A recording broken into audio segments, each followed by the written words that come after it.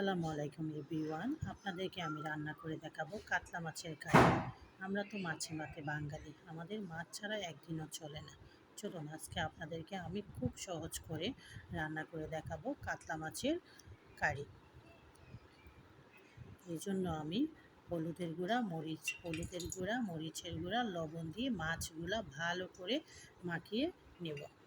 এই পর্যায়ে আমি একটি ফ্রাই প্যান বসায় দেব। ফ্রাই প্যানের মধ্যে আধা কাপ তেল দিয়ে দেব।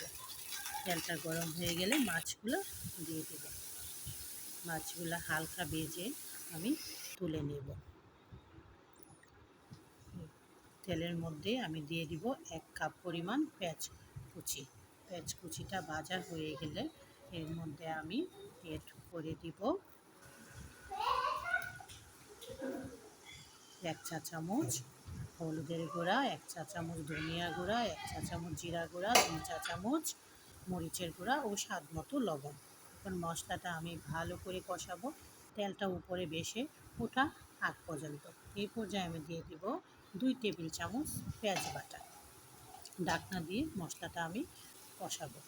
কষিয়ে এখন আমি এড করে দেব ভেজে রাখা মাছগুলো একটু কষিয়ে তারপর আমি দিয়ে দিব 250 মিলি পানি। পানিগুলি দিয়ে আমি 8 থেকে 10 মিনিট রান্না করব। হয়ে গেল আমার মজাদার ফিশ কারি।